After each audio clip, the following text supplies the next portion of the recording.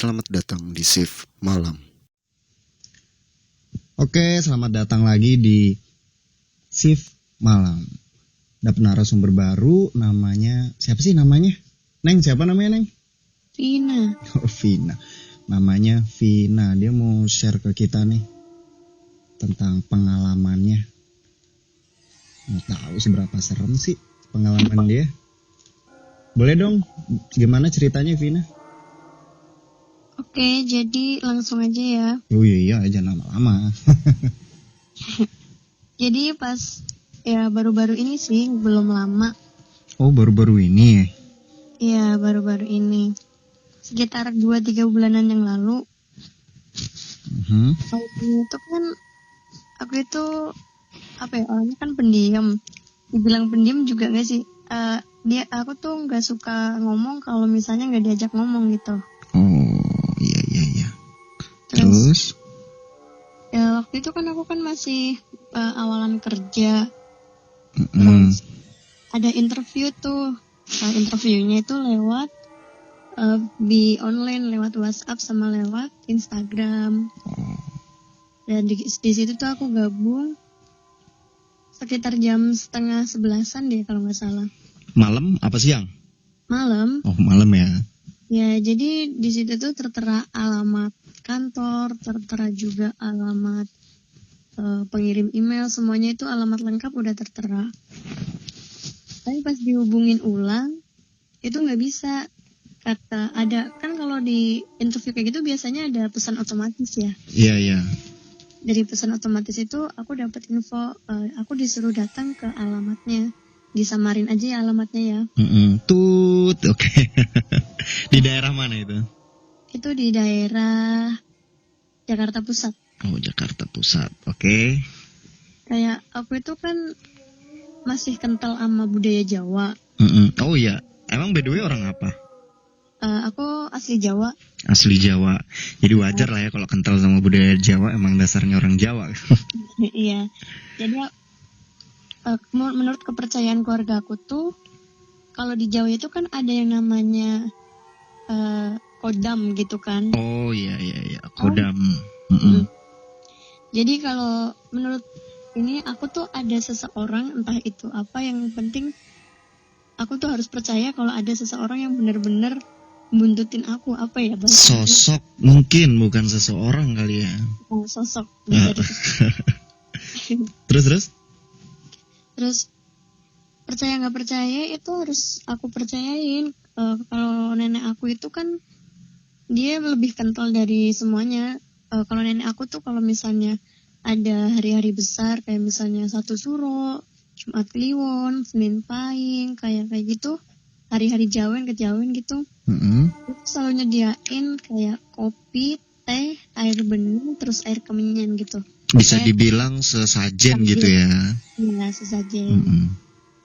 Terus kayak gitu, pas sebelum aku berangkat ke Jakarta, sama nenek aku tuh dipesenin, pokoknya jangan lupa harus bawa kembang kantil, kalau enggak kembang Kamboja kalau mau kemana-mana gitu kan. Oh, itu sekitar tahun berapa itu emang ke Jakartanya? Ke Jakartanya tahun kemarin 2019. Oh, 2019 ke Jakarta. Berarti emang orang mana ini? Akunya. Aku asli Jawa. Jawanya di Banjarnegara. Semarang. Oke, itu orang-orang Semarang ya. Iya. Kalau di tempat aku di Banjar itu kan masih kental sama ya kayak gitu sih. Adat itu ya. Iya, terus bahkan kalau di tempat aku tuh masih ada larung sesaji gitu loh. Apa? Larung sesaji. Larung sesaji itu apa? Larung sesaji itu kayak misalnya ada weton. Weton itu kayak hari Jawa. Iya, hari lahir di tanggal Jawa. Kayak Jumat Kliwon, Senin Pahing gitu ya. Oh iya. Itu wajib kayak nyembelih ayam, terus nanti itu dilarungin di sungai atau di rawa-rawa kayak gitu. Oh, dihanyutin di sungai gitu.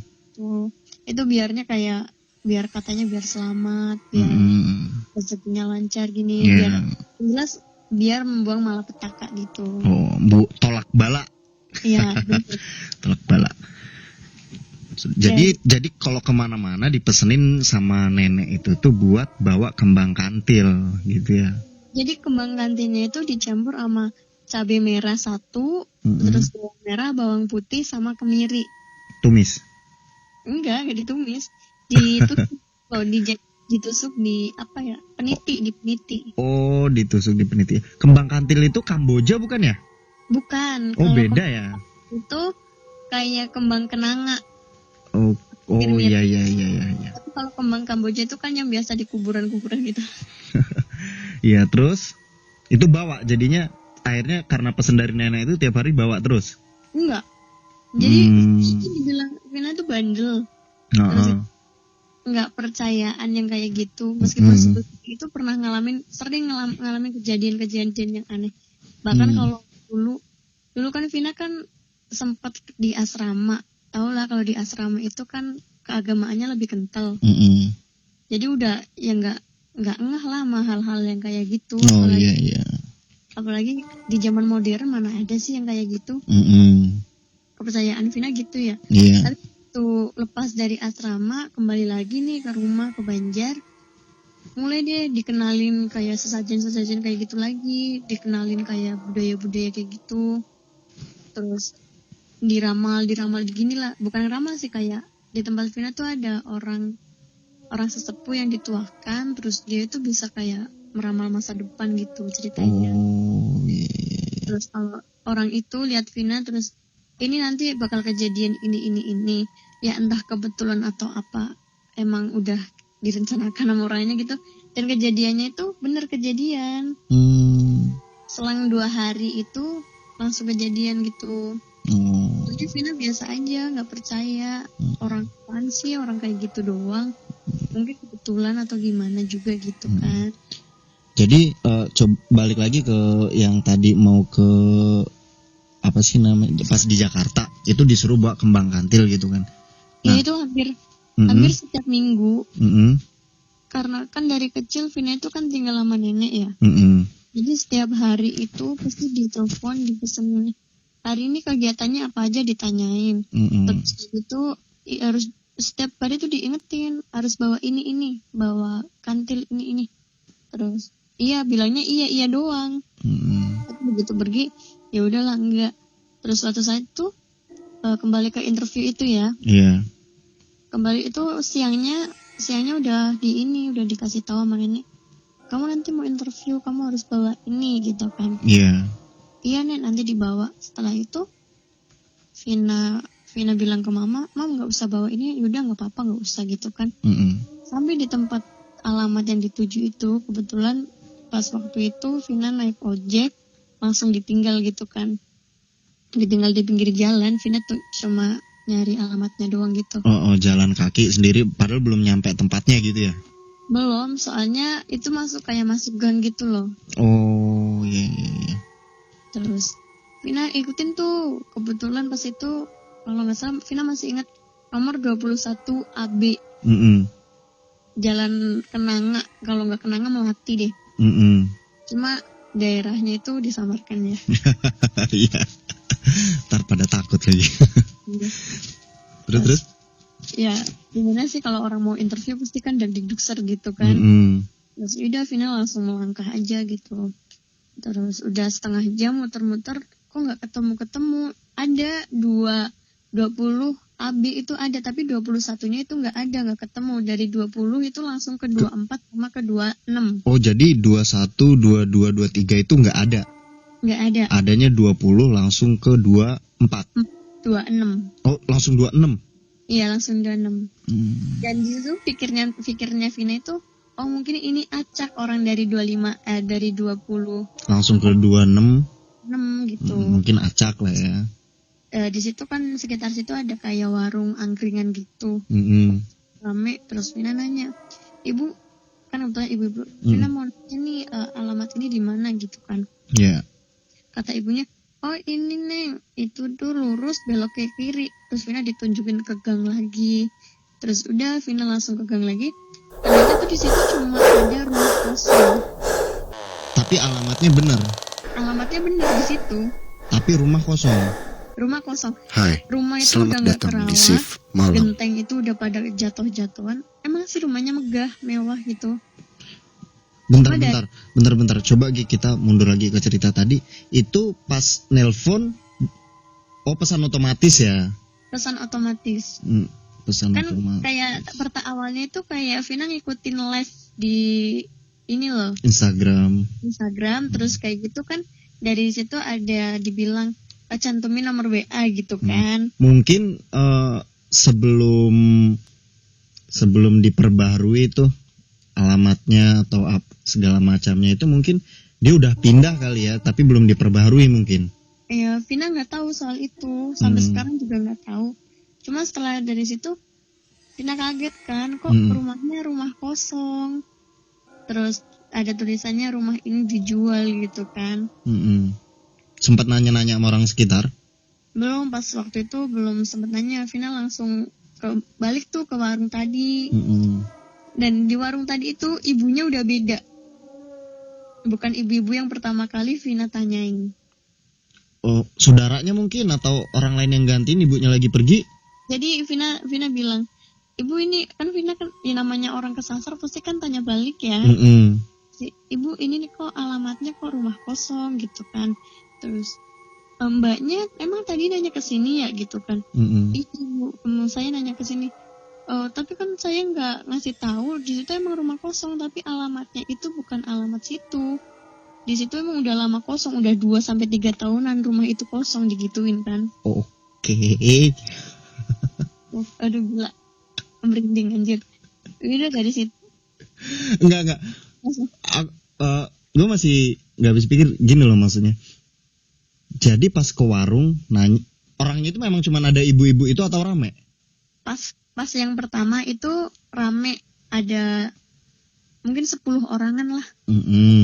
Sama ibunya itu mungkin nggak tahu pastinya, yang jelas rame banget, orang lagi pada makan gitu. Ya, sempat ngomong nggak si Vina ke warung tadi itu? Tadi kata si ibu yang pakai baju ini katanya ke situ. Enggak, Vina nanyanya itu bilang orang ibu-ibunya itu yang pertama ditanya sama Vina itu dia rambut pendek nggak pakai kerudung. Pas yang kedua itu dia masih rada muda, kayak tante-tante gitulah. Tapi pakai kerudung dia. Terus dari orang-orang yang makan di situ, emang ibunya itu doang yang pakai kerudung doang yang jualan di situ. Oh, dari tadi nggak ada yang gantiin gitu? Udah nggak ada yang gantiin. Dan orang-orang yang makan itu juga sama nggak sama yang tadi? Orang-orang yang sama cuma mereka itu nggak ngelihat Vina. Kalau nggak ngelihat Vina nanya. Nggak ngelihat? Enggak, katanya orang. Kan namanya orang juga pasti ngeyakinin kan. Tadi bapaknya juga tahu kalau saya nanya ke sini. Vina bilang gitu kan. Enggak mbak, dari tadi nggak ada orang nanya, nggak ada orang lewat, digituin. What? Cuma lewat lalu lalang doang gitu. Terus dari situ udah deh pikiran Vina udah kacau, udah benar-benar down, takut gelisah, yang intinya Vina langsung telepon ayah Vina kan. Minta jemput.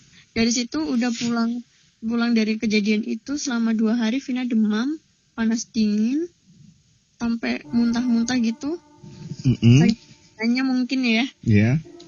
Ya dari situ terus akhirnya telepon nenek deh, telepon. Ini kalau Vina kan dipanggil telepon nenek. Kalau nenek kan kalau Vina itu biasa dipanggil sama nenek tuh non gitu kan. Non udah sembuh belum gitu kan. Belum, masih kelayangan gitu, masih pusing, masih lemes. Kemarin abis dari mana gitu. Kemarin abis interview kerja, cuma nggak jadi, diceritain tuh dari awal sampai akhir. Terus nenek Vina itu tanya ke sesepuh yang yang katanya bisa itu. Terus katanya Vina itu diikutin selain sama sosok cowok itu, sosok yang dari kecil ngikutin Vina. Vina itu diikutin sama nenek-nenek gitu. Sama nenek-nenek, katanya nenek-nenek itu penghuni rumah yang Vina datangin. Oke, aku merinding. Nah, dari situ Vina nggak percaya. Enggak, paling ini kecapean karena kemarin tuh panas-panasan gitu kan. pokoknya ada aja hal yang bikin aku ngeles kalau misalnya aku tuh harus percaya bahwa Jadi hal-hal positive thinking lah ya. itu lebih bisa dikatakan gitu. Oke. Terus dari situ selama seminggu dikirain Mama Vina itu kan setelah muntah-muntah itu udah sembuh. Yang keempat harinya Vina itu katanya panas dingin ngigo sambil sebut-sebut gamelan kayak apa ya, nyanyi tapi nyanyi Jawa gitu. Nyinden. Ya itu lebih nyinden benar. Jadi sakit 4 hari, habis itu tidurnya ngigo sambil Nyinden. ngigonya itu nyinden. Iya nyinden. Oh. Dan di situ itu setelah paginya Vina ditanyain kenapa kok bisa nyanyi gitu kan. Lah bingung kan Vina nyanyi apa? Perasaan Vina nggak ngapa-ngapain deh. Semalam itu selama orang dari jam 2 malam sampai jam 3 katanya Vina itu ngoceh-ngoceh tapi bentuknya nyanyi. Nyinden gitu. Sekarang bisa nyinden nggak? Sebenarnya lo itu bisa nyinden nggak? Aku nggak bisa nyinden tapi aku seneng nyanyi lagu Jawa. Cuma lagu Jawanya itu yang aku ngiguin itu aku nggak kenal sama sekali, nggak hafal sama sekali. Paling aku bisanya cuma nembang pucung, sekar gambu kayak gitu aku bisa. Kayak gimana tuh coba? Ya. Kalau yang sekar gambu kan sekar gambu ping catur kayak gitu. Holy shit. Itu Minatur pola kang kalantur. ini lu kan? Takut. Iya oke. Ini lu kan? Iya ini gue. Oke jangan dilanjutin lagi. Ya kayak Creepy gitu. anjir, creepy. Tapi Vina itu nggak pernah nyanyiin kayak apa ya, tembang-tembang yang menurut Vina itu menjurus ke pemanggilan arwah gitu. Ya kalau kata mitos anak-anak sekarang yang lingsir wengi itu, tahu nggak sih yang lingsir wengi itu? Kalau lingsir wengi itu kan sekarang banyak versi. Yang lingsir wengi. Iya tapi kalau itu. Vina merinding. Oke. Ya, apa mungkin pas tidur nyanyinya itu kali ya? Enggak, bukan. Jadi pas tidur itu mama aku juga kan dia ke Betawian gitu kan.